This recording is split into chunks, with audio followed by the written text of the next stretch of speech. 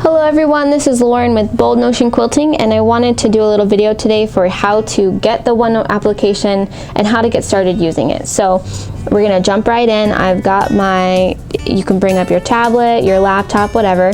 You're gonna go to I'm going to my Microsoft store because I've got a Microsoft tablet, or you can go to your Google Play, click into your search and type in OneNote. Just hit enter, it'll pull up all the options.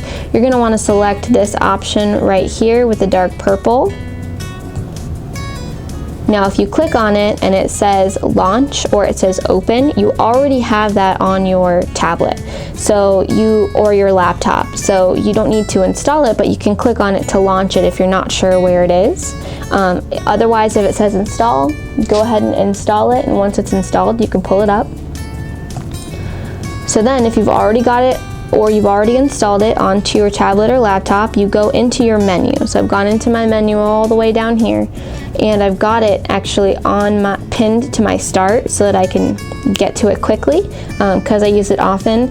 If not, and you've got a Microsoft product right here where it says recently added, it's going to pop up right there if you just added it. Otherwise, you scroll down to your O's and you find that OneNote application that you downloaded. Now, if you've never used it before, it walks you through this whole series of steps to establish what your notebook will look like.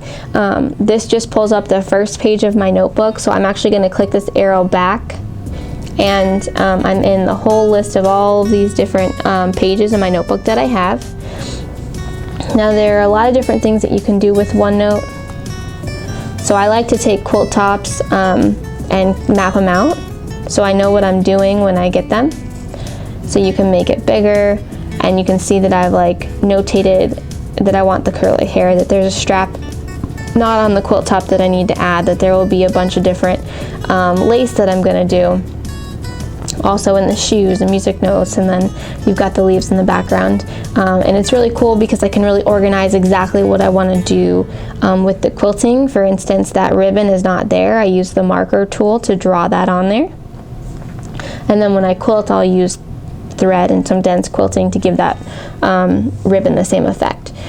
So we're just going to go back, and we're in our main menu for all of our pages. And what we're going to do is click add a page. So it says plus page in the top left hand corner, and you've got options. You've got a home tab up here.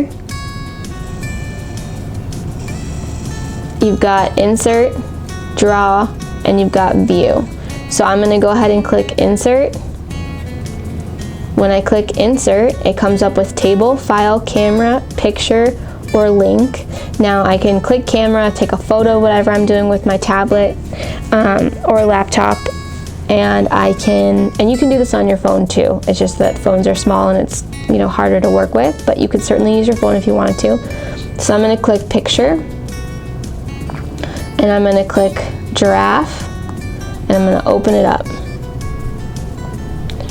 Okay, now that I have it opened up, I want to go ahead and give it a name. So I'm going to click on this area here, and I'm going to type in giraffe quilt, and that's going to be the title of my quilt. And you can actually type all over this thing. I can make text boxes in all kinds of places if I wanted to, just to leave myself notes all around my quilt, or on the side, just to get things going. Alright, so what I'm going to do is take that quilt, and I want to draw on it, right? So I'm going to enlarge it. You can only enlarge it so much, but you want to have as big of a picture as possible for best resolution, but not so big that the smallest version of it doesn't fit in your entire screen, because you want to be able to see your whole quilt. Now I can draw and get rid of these tabs at the top by clicking full screen. So now I just have my drawing options, and I've got more space to see my entire quilt. Okay, you've got some options. I'm going to go ahead and select the marker up here. Select black. I can add the thickness, or I can take the thickness away. Okay, and let's say I didn't like those designs. I'm going to go to the eraser, click stroke eraser, and if I use my eraser or click on it, use my mouse to erase, a stroke eraser will erase the entire stroke. And then if you click on that and click medium eraser, it's only going to erase the portions that you want to get rid of. Okay? So you can use that marker, you can use the pencil. It gives you more opaque colors to use, kind of pastelish, it just grays them out. And then you can use a marker which gives you a flat line so that when you draw, it gives you like a ribbon effect when you draw. But I like to use the pen because it's most consistent with the quilting. You can also select this little hand icon with the swoop. It looks like this with a swoop above it, and it's just basically saying that you want to use your finger instead of a stylus. So I'm going to go ahead and erase that. And then when you do your quilting, so let's say I want to do some weird little swirly curly cues all around the giraffe. Okay, this is what I want to quilt on him, and I'm not feeling the color or it's not showing up very well. I can actually select the lasso tool, go all the way around, it selects my ink, and I can actually change the color so that I can see it differently or see it better. And it's kind of cool to see what the different colors will look like on your quilt top too sometimes, if you can get close to the same colors. The other thing that you can do is I can select portions of it. No, but you got to complete your whole selection and touch where you started. Why are you not doing that?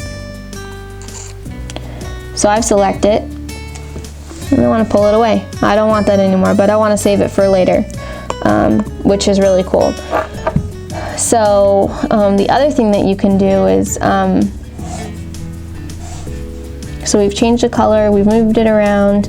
Oh, you can do your ink to shape. So on the top you've got that ink to shape selection. I'm going to make sure that I'm still drawing with a marker. I'm going to select black ink and I'm going to click ink to shape.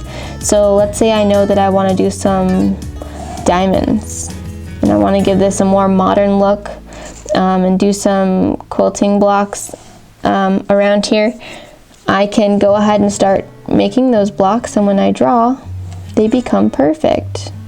Now, if you want them to all look the same, I would suggest drawing one, selecting it, you press and hold, copy, press and hold, come on, press and hold, paste, and it's going to give you a new one at the bottom.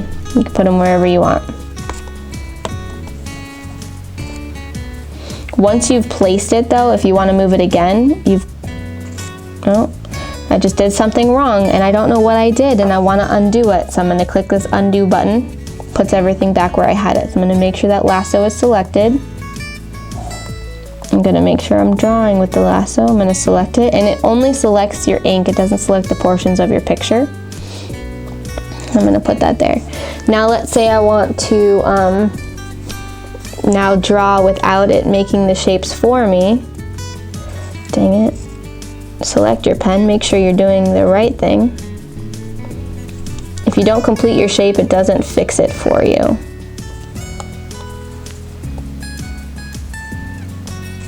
And if you draw them weird, it doesn't either.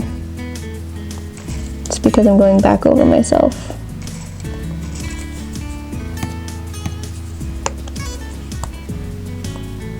Nope. Okay.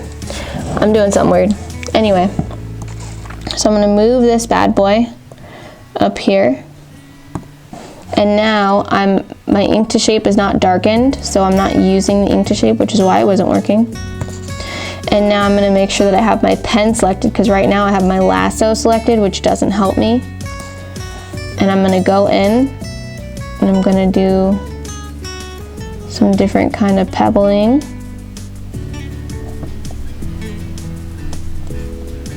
And then when I'm all done, I can make it smaller and see how I like it. Okay, so that's how you use OneNote. When you're all done, it should automatically sync and save. You shouldn't have to do anything with it. I'm gonna exit full screen mode. And then if I wanna share this, I can click share, and it says this page. Now you can click on that and select notebook, or at the very bottom, it says send a copy. I'm still getting used to these braces, guys, sorry. And then I can select to send it via OneNote, send it to an email,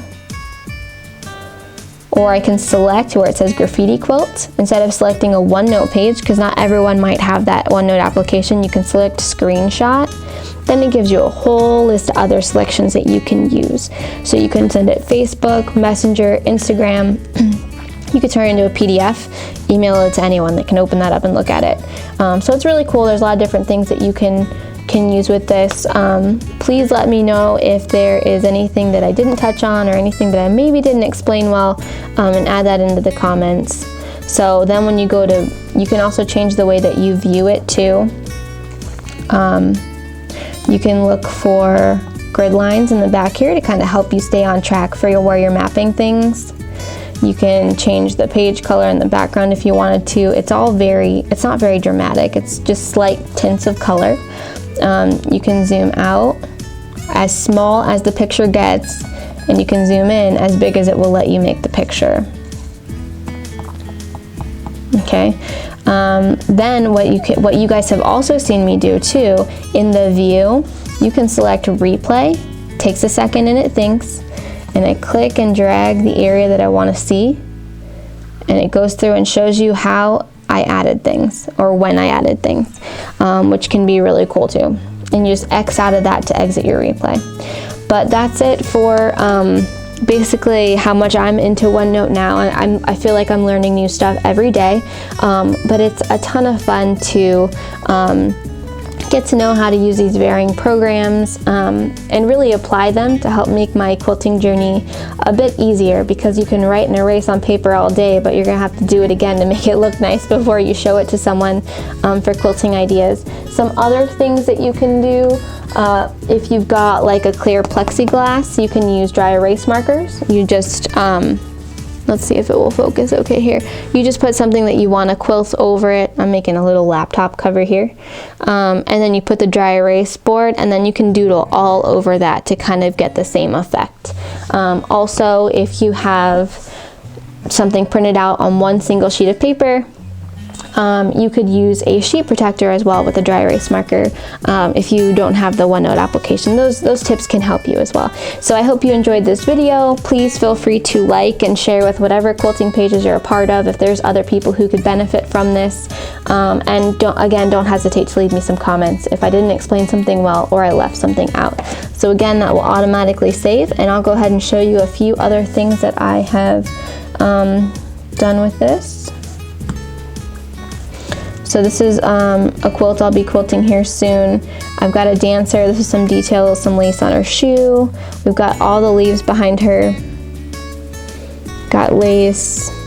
I know I'm going to put music notes, and I can say, you know, I'm going to do a back and forth here, and I'm going to do a wavy border there. It's really nice because I don't have to draw everything out if I don't want to, but I can leave myself notes for what to do. Excuse my terrible handwriting. You know, and I can really zoom in and get some really good detail in the hair, whereas if I just had the original photo, okay, it would be almost impossible for me to draw that teeny tiny treble clef in her hair for that. So, you know, it's just really cool. I like having it. I've done some more doodling on this little white one. And the other thing too, you've got all this extra space. So I've kind of laid out all the different base shapes that I could make, and I try to make them in combinations to do the doodle quilting and really fill up that space. So it's just a lot of fun. I like it. Feel free to like and share. Again, this is Lauren with Bold Notion Quilting. I hope you guys have enjoyed this quick little tutorial, and I hope that it is beneficial for your OneNote experience here going forward. So take care and happy quilting. Have a good day, guys. Bye-bye.